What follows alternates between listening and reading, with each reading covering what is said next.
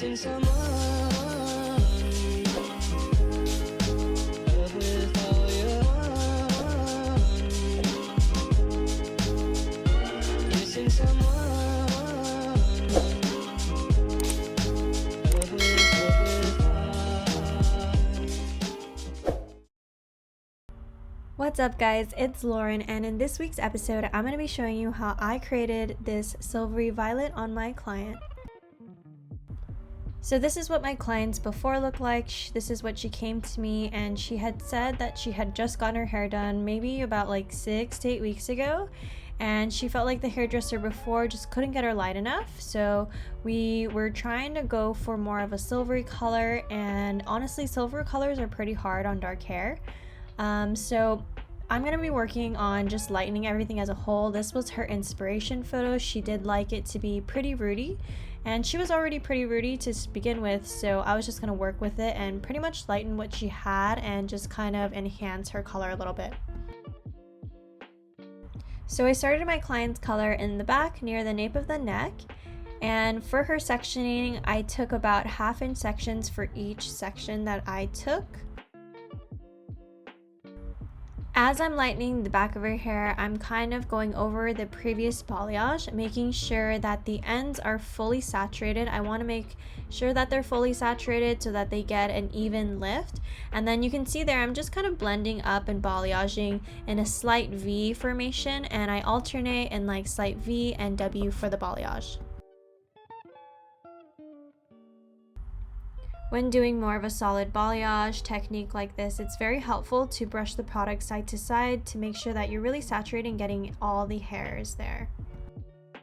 And then with my lightener formula, I used Blonde AF and started with 10 vol in the back and worked my way all the way up to 25 vol towards the front. And as I work towards the front, you can see I already highlighted her front hairline. I did this so the front around her face, the color still looked fresh and brought up. And since she did want it to still be rooty, I will be shadow rooting it to blend it into the color towards the back. And in case you were wondering what I did in foil around the hairline, I just did 3 baby lights all around the sides and the top. I didn't want anything too bold since we're kind of going for something more rooty. I just wanted something a little bit to pop to make the color look fresh around her face. And again, as I'm applying the lightener on the front sides, I'm just taking 1/2 inch sections and then making sure that I fully saturate to make sure that the color lifts pretty evenly. And then I brushed up the color on the top to kind of blend it out where the color meets her natural. And I also think it's really important with this technique to just kind of lay the foil on top of each other instead of folding the foil. This helps to get a more even lift. I feel like whenever you kind of crease the foil where there's lightener, there can be warmth where the creases are. And then once I'm done applying her full application of lightener, I will be putting her under the dryer. I just put her on medium heat though, something that kind of mimics her body heat. I don't put it on high because the salon where I work at is pretty cold, so I want those foils to stay like body temperature. And then for her silver formula, I'm going to be using Pulp Riot. I'm going to be mixing up the silver and violet toner for her silver color. And for this formula, I did add a little bit more violet than silver so it could cancel out a little bit more warmth. And I mixed up with the 6 Vol from their line as well. And then for her shadow root, I went ahead and mixed up 6-1 from their Faction 8 series. I like using this as a shadow root because it has a slight grayish tint to it, but not too gray, and always fades pretty nicely for my clients. I never feel like I have any trouble trying to take out any of these shadow roots, so I really like that about it. And I mixed that formula 1-2 with their 6 Vol as well.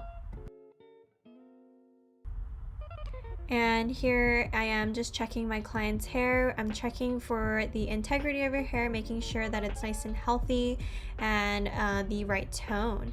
So there I'm just kind of scraping out the lightener a little bit to kind of see what true level is underneath the lightener. When the lightener is on the hair always looks a little bit lighter than it actually is, and that's because usually lightener has like blue pigment in the lightener itself, so it kind of makes the hair look like it's a little bit lighter than it is. So it's good to like train your eye and kind of pinch test to check what level the hair really is.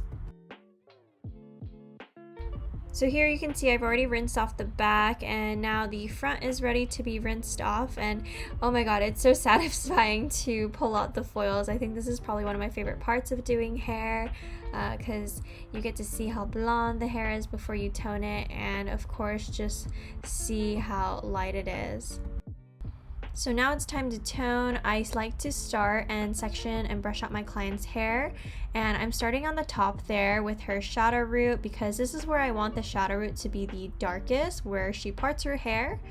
And then after all of that, I'm gonna start shadow rooting just the hairline a little bit and give it a baby root to blend it in with the rest.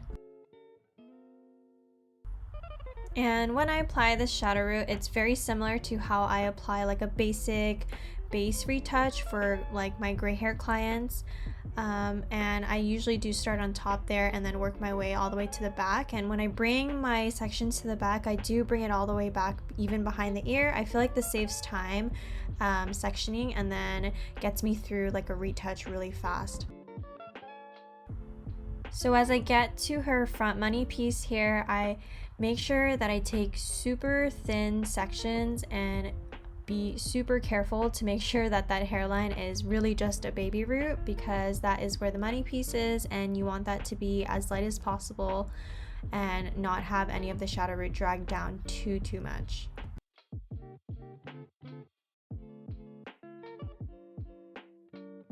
And then after I mix up her lighter color, I do like to start this application in the back. This way, as I move and work my way towards the money piece, it gradually gets lighter.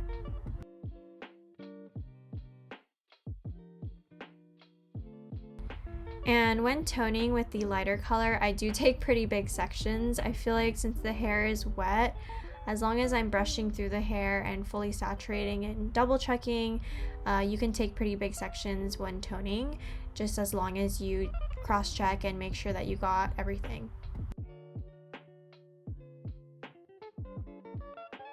And it's also super helpful to take big sections when using these rapid toners, because they are rapid toners, so they do kind of process a little bit quick, so you kind of have to apply them pretty quickly so that it kind of gets on pretty evenly.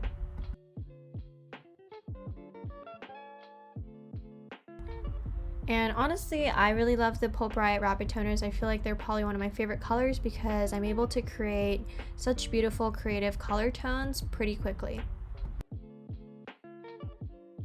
And of course, once I was done applying here, I went ahead and cross-checked to make sure that I didn't miss any hairs and everything was pretty saturated. And when using the rapid toners, it's also helpful to pinch test the hair as well. Sometimes when the toner is on the hair, it could appear darker or lighter than it actually is. So I feel like it's pretty helpful to like kind of pinch the hair and make sure that the tone is right before you rinse it off. And then after I was done applying, I probably let this sit for about 10-15 minutes before I rinsed and shampooed her with cold water.